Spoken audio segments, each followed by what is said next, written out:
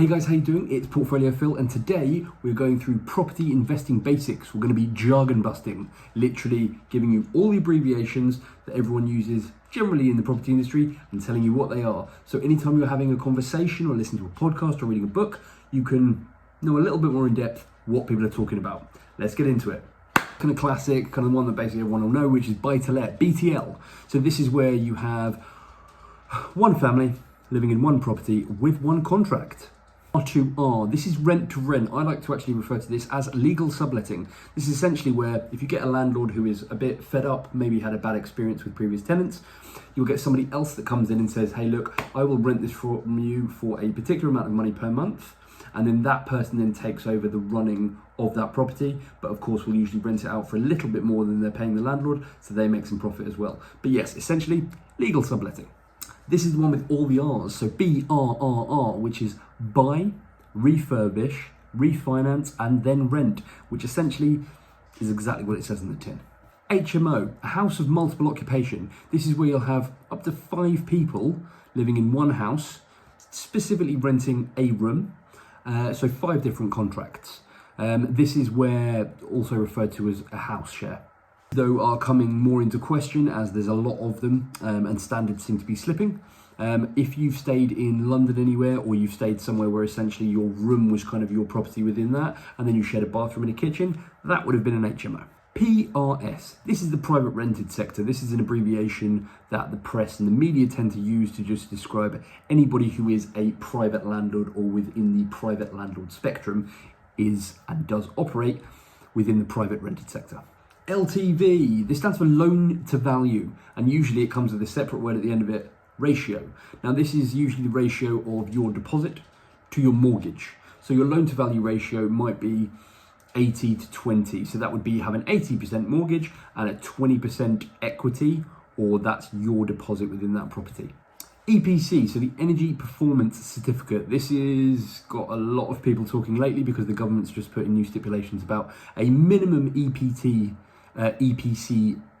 level by 2025, which would be a level C.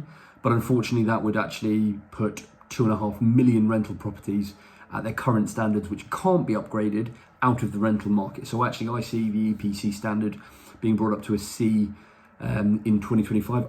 This isn't going to happen. But essentially, this is how well your property deals with the energy you give it. And a lot of it comes down to the insulation you have, how hard your heating system works, whether or not it's kind of drafty. All these things come into play. Essentially, it's you want the least amount of energy into the house to keep it warm and things aren't slipping out of it. That's essentially the EPC. EICR, this is the Electrical Installation Certificate Report. This is pretty much the gas certificate for your electrics. It's how safe are the electrics within a property. MEES, MEES, sort of look like a pigeon. Minimum Energy Efficiency Standard. Essentially, the minimum standard that a property needs to meet to therefore be able to be rented out. CGT, no one likes talking about this because it's capital gains tax. This is the amount of money that you would pay on the differential between the price that you paid for the property and then the price that you sold at the property. So if you bought, as an example, if you bought the property for £100,000 and then you sold it for £120,000, the capital gains tax, the gains, would be £20,000, and then you would get taxed on that £20,000, which is the gain. But of course, how much you would get taxed all comes down to your specific personal tax situation. So you can never actually specifically say what it's going to be. That would be up to the individual, and of course HMRC, those lovely people. AST, Assured Short Hold Tenancy. This is the agreement that the tenants have between the tenant and say the letting agent, if you're using a letting agent, or it would be what is used between the tenant and the landlord. It's that contract which stipulates everything about the property, how much rent you pay, when you move in, when you move out, etc., etc.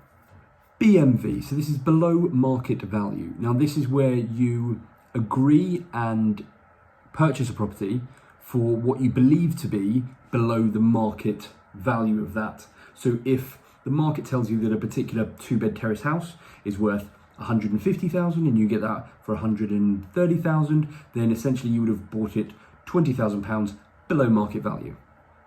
But essentially, market value is really what anyone's willing to pay for it because the market dictates what it's worth.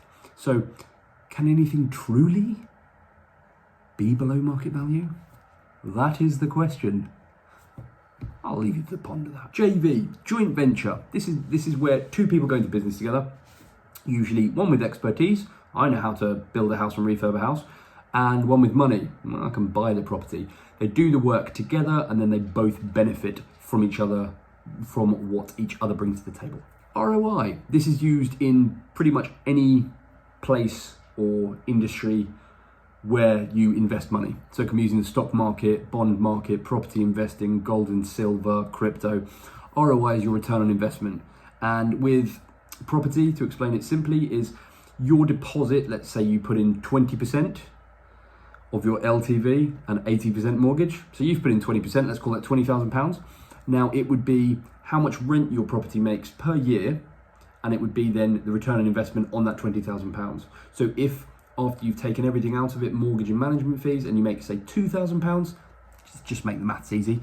So it's £2,000 that you make per year, which is your net profit, and then you've invested £20,000, then essentially your return on investment would be 10%, which would be pretty nice. SDLT, stamp duty land tax. So this is the tax you have to pay on a property when you purchase it. And also don't forget, you've got to pay, if you already own a property, you've got to pay the additional 3% as well, because, well, that's what HMRC says you have to do, so you've got to pay. First time buyer, that's someone that doesn't own a property. It's the first time they're buying it. That abbreviation kind of is what it does, what it says on the tin, really, doesn't it? BOE, BOE. Everyone's a bit scared whenever they talk or release any new updates. It's the Bank of England who essentially set the base rate. And of course, if the base rate goes up, then usually mortgages go up. But if the base rate goes down, then mortgages go down. But it's always a bit scary when they release any information because everyone goes, oh. BOE, Bank of England, serviced accommodation. Now you're probably thinking, hang on, Phil, hang on. That's not an abbreviation. And you're totally right, it's not an abbreviation, it's just two words. But serviced accommodation is what's used to and is more of a professional sounding title than Airbnb. But essentially serviced accommodation is Airbnb because you are also adding a service to the property and it's for a short period of time. That's us done again for another property investing basics, jargon busting, and hopefully for that, now whenever you are reading a book, listening to a podcast, or just talking to people at networking, if they start throwing in, oh, BOE, oh, I've got a couple of HMOs, I've got a couple of buy-to-lets, wondering what the BOE is going to do. Oh yeah, that LTV was actually really decent when I got that new mortgage. You know what they're talking about, and it's all going to help.